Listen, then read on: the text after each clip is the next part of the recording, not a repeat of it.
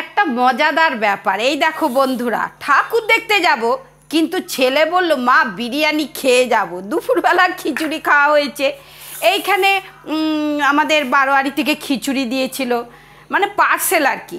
আর এই দেখো বন্ধুরা, এই রকম বিরিয়ানি নিয়ে এসেছে ছেলে, এই রকম গরম গরম বিরিয়ানি, এই দেখো।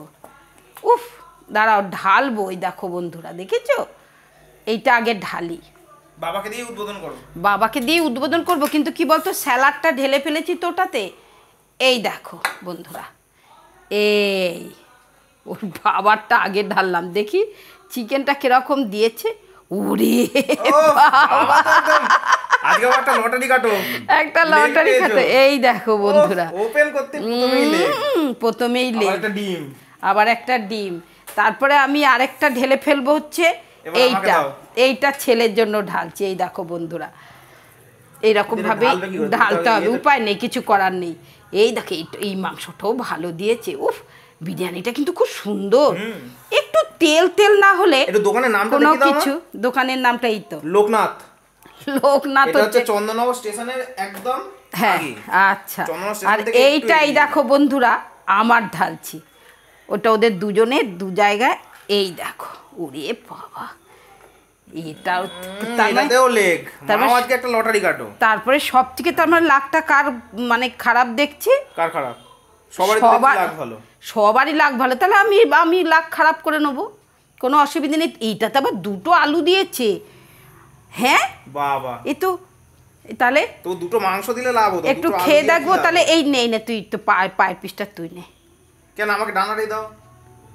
এই দেখো বন্ধুরা, একটু খাই, খেয়ে দেখাই বন্ধুরা, খেয়ে দেখো কেমন টেস্ট। তুমি খাবে? খাও না, খাওয়ার জন্যই তো। বাবা শুরু করো। হ্যাঁ, বাবা কোনটা আলু তুলে নিতে বলছে। এটা খাও, এটা তুলি তাহলে। আলু তুলে নিতে বলছে। আমার একটা মুখে দিয়ে দেখো। তোকে একটু আগে মুখে দি বাবু, নে। সে কি কথা, তুই মা বিরিয়ানি খাবো।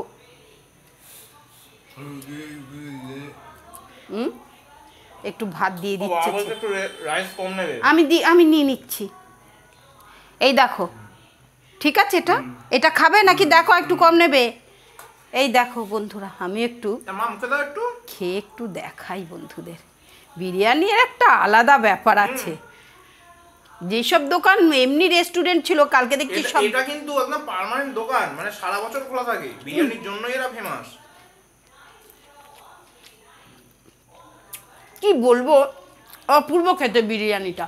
এর আগের বারে যে এনেছিলি একদম জাতা বিরিয়ানি ছিল,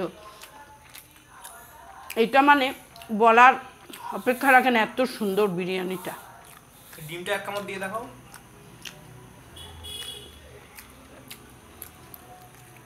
ও এক কামড় দিতে বললাম তো, গোটা ডিমই মুখে ঢুকে দিলে।